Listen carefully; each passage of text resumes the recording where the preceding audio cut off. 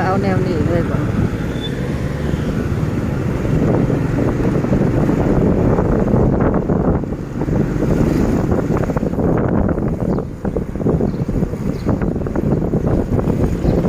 ไปเยี่ยมจะถามว่าจากหมอแบตกับบนนี่มันดังจีนออกก็ออกเป็นอันนั้นซื้อแล้วมันสิบ่แป๊บๆแบบมีแต่ พอ แน ไป ว แหกเขาเมืองไหนจะพอไปขี่ในเมือง มีแต่แนวที่ ไปเยี่ยม มื้อนั้นก็ไปซ่อมเด้ก็ใส่กระจกแน่ลูกปืนแน่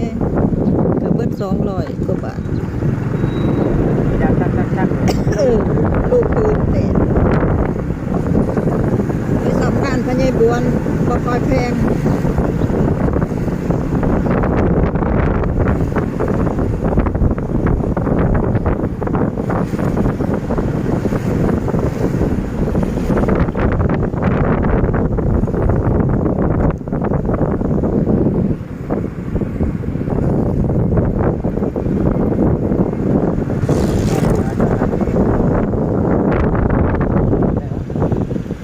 ตัดผมก่อนบ่เอาโทรศัพท์ไปซ่อมก่อนเลี้ยว บุ มา รีหมดบุรีเป็นระยะอยู่ครับ เอากูสิลงสิเดี๋ยวไปจอดหน้ารถกันดัน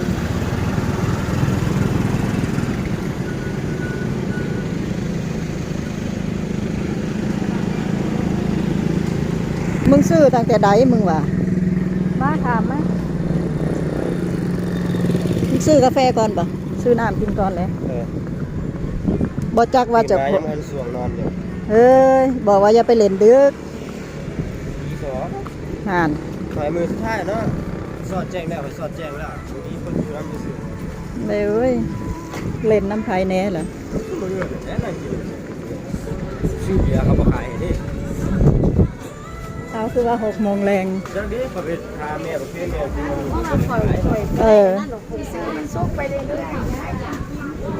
ไปสั่งเอาเข้าบ่ให้ขายเบิดมือดีแล้วละบ่ได้กินอุ้ยกล้วยทะลึก เอากาแฟแก้วนึง เออ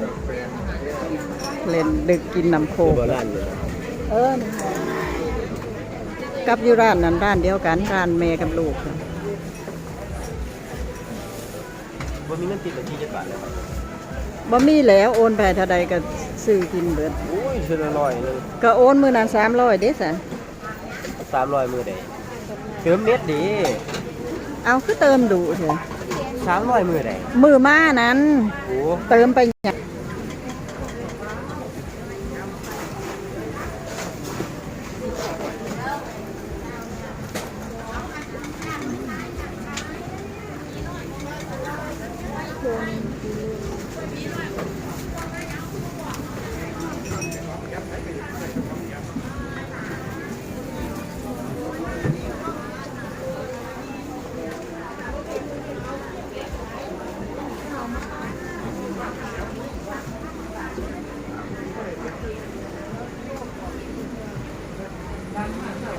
เด้อบอกเขาว่าหน้าจอมันสิรุด เขารู้อยู่แล้ว รุดเด้อ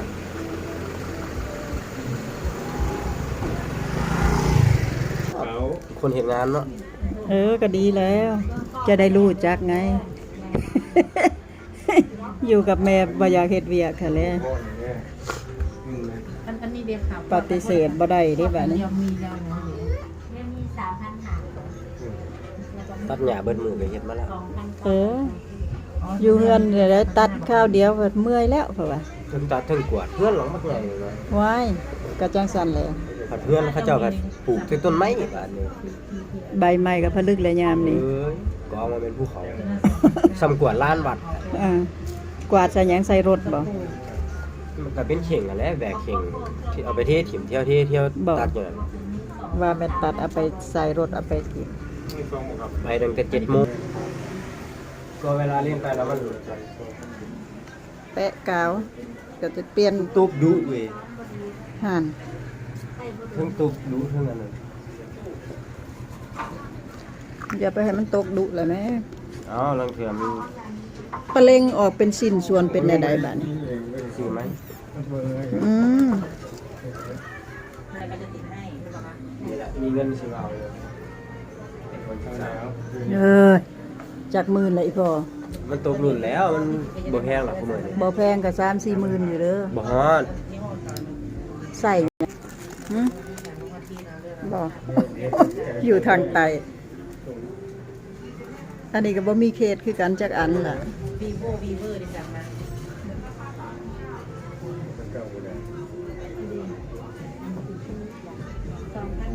ถ้าให้กาวแห้งก่อน คนอื่นมีอยู่อ่ะ เรื่องเดียวจริงๆนี่วีโวออโต้เรามีเอา ผมจำได้ผมจ เบิดน้ำโคกจากขวดเมื่อคืน เก็บเลย ซองกว่า ำไม่ก่อนที่เขา กว่า กินน้ำโคกแล้วก็คุยกัน เหรียญยิ้ม บ่เอ็มบ่ได้มาเล่นบ่ มาข้าวเดียว จับมือ มือ เจ็บ เป็นหนอง เจ็บ จะตายแล้ว มันจะตายแล้ว สวยมาก รอนะคะ ติดกาวแล้วก็เปลี่ยนฟิล์มกระจกหน้าจอ แล้วก็สายชาร์จ ก็จะมีวีโวมีเซียมีเรียวมีอินฟินิตวีโว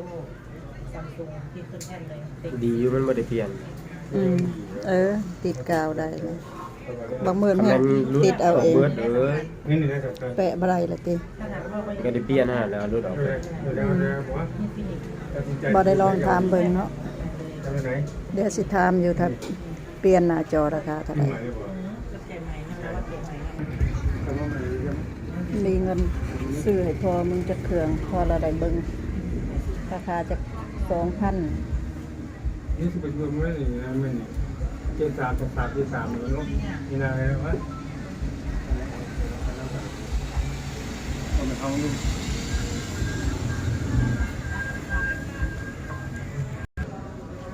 หน้าตลาดสดพอดี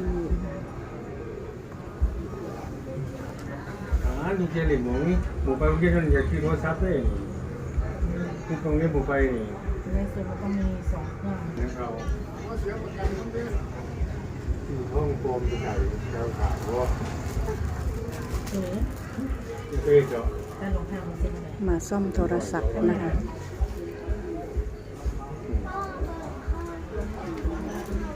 อย่าไปจับยังจับมือนะ ได้โดบกาแฟป่ะ บอกแล้วว่าจะไปเล่นติ ทำเลย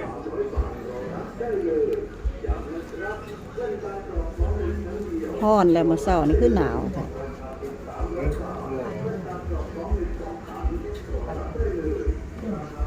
เป็นนั่งนั่งเลย ไปนั่งเดี๋ยวไปนั่งถ่ายไป เปลี่ยนฟิล์มหน้าจอนะคะ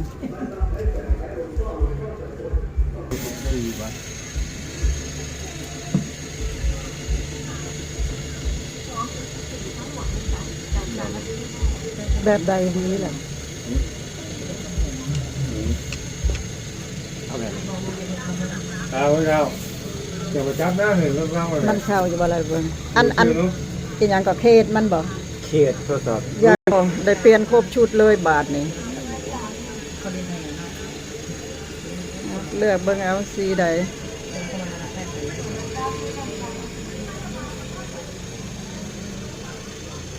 เป็น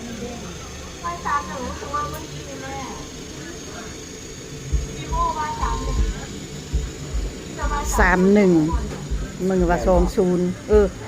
การเลี้ยงมันดูแล้วเนาะ vivo Y31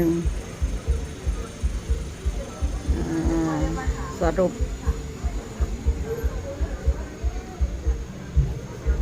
รอบนี้มาได้ซ่อมโทรศัพท์นะฮะ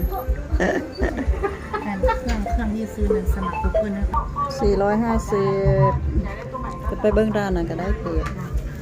สมัคร Google ไปถือเอา เขาทำไม่เป็น Google อ่ะ โทรศัพท์ ใส่ เด็ กระเป๋าไว้ โทรศัพท์เด็ ดี